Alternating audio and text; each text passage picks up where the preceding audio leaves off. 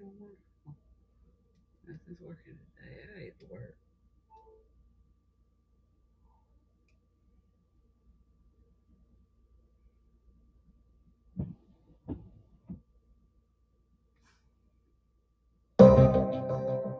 No.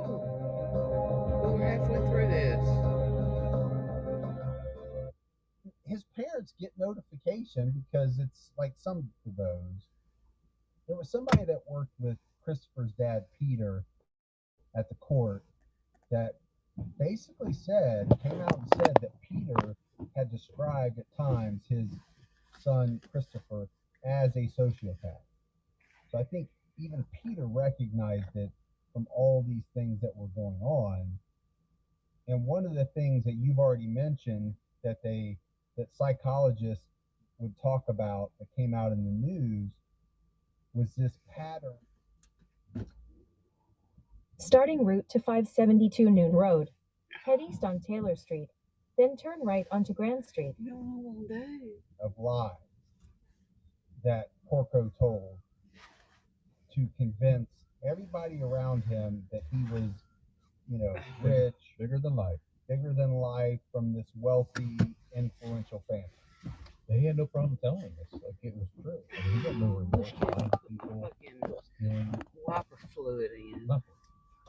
And clearly, he's like we just talked about. He had no remorse. Turn right onto North Clay Street. When he called to find out about his parents' death. Well, and this will come up in when the police are questioning him. Turn right. Right, because they don't get anything right. out of Christopher. Said turn right. And basically, it said that one of the reasons police thought that they were not able to get anything out of him using their standard interview tactics is that because at the next light, turn right. Was that mean we're going to Huey? Yeah, sorry about the windshield, Joe. It's so his responses are different than most people would be because he didn't feel any remorse for what he had done. So he's not gonna crack. At the light, turn right onto Liberty Street.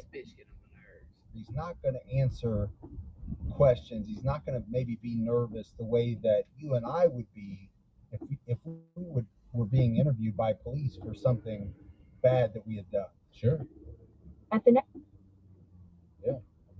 Turn left onto West Montgomery Street. Left on West Montgomery Street. Even the detective that interviewed him said that. This motherfucker rewrote me. Turn left onto West Alden Street.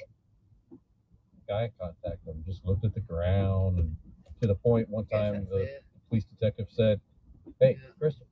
At the next stop sign, turn left. My eyes are up here. Try to get his attention to look up, and Christopher just didn't want anything to do with it. Let's hear from Christopher. At the stop sign, turn left onto Marshall Street. I would never do something like that. I can't imagine attacking anyone, let alone my parents, in that way. It's just not who I am. It's a tragedy. In 1.7 miles, turn right onto Newton Road. Not really just for me, but for my family. My mother's not going to have to live alone, and that's very, very hard for me to stomach sitting in here. I don't get it from him. It's disgusting. I don't get that it's hard for him to stomach, and maybe that's just the way he talks. But I mean, there just is nothing there. That's the only way I can describe it. No emotions. Just like it sounds empty and hollow to me when he talks about Yesterday it had me turn. All right, so we talked a lot about Christopher, his demeanor, some of his actions prior to the murder and the attack. One big piece that we have to talk about is how police are able to recreate Christopher's movements on that night of November 14th, 2004. So now what Christopher told them was that he was at the college at the University of Rochester, and in his dorm, he went to sleep, and he woke the next morning. They didn't believe it.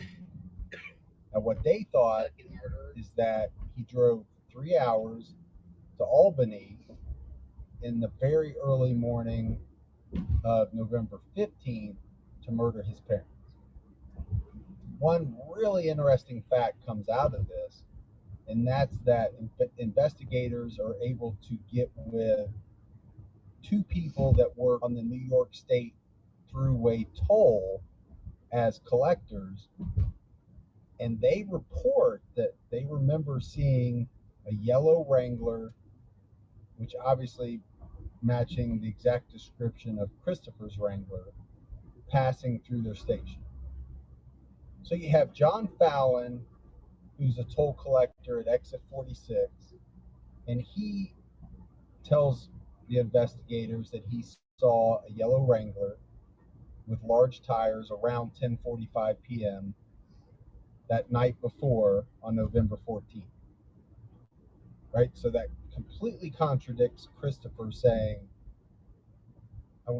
Turn right onto Newton Road. Where is it? Then you have Karen Russell, another toll collector. She's at exit 24 in Albany, and she also tells the investigators that she sees a yellow Wrangler. And now we're at a time frame just before 2 a.m. In 1.7 miles, the destination is on your left. 572 Newton Road. Obviously the next morning, November 15th. And one of the reasons that she was so adamant about seeing it or remembering seeing it is because she says that it approached the toll plaza at what she called an excessive speed. Yeah, I mean, she's got the time down actually at 1:51. So that's how exact she remembers. So it must have stuck out in her mind. But if you put those together, in that timeline, it has Christopher Porco traveling to Albany towards his parents' house, no doubt.